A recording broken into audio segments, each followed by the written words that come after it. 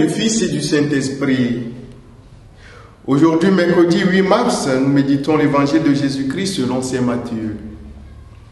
En ce temps-là, Jésus montant à Jérusalem prit à part les 12 disciples et en chemin il leur dit: Voici que nous montons à Jérusalem.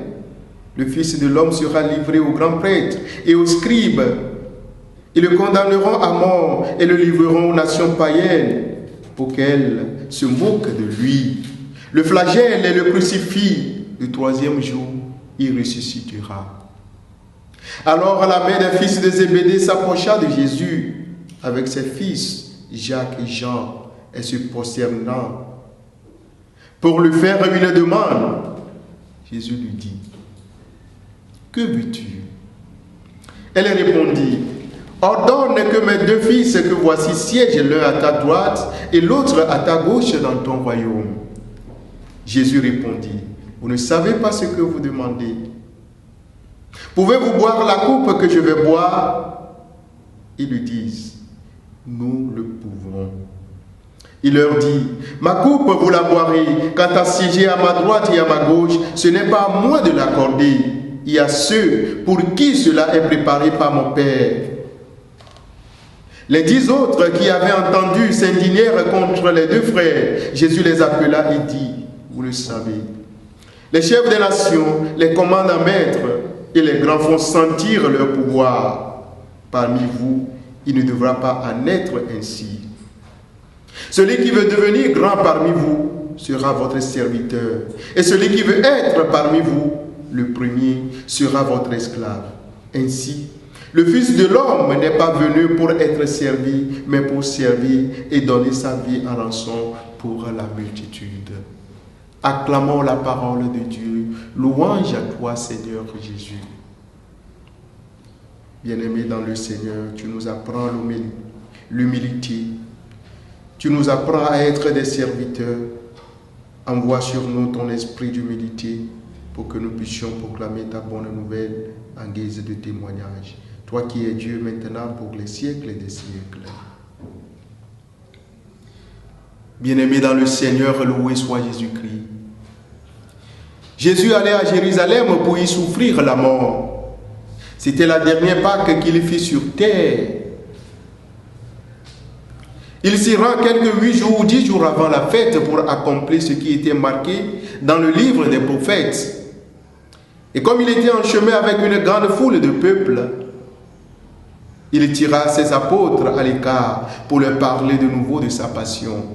Car il leur avait déjà prédit plus d'une fois. Mais il était important de les prémunir contre le scandale que la vie de cet objet pourrait leur donner. Il a soin de les tirer de la foule pour leur découvrir ce mystère, parce qu'il savait qu'il était le Christ, Fils de Dieu.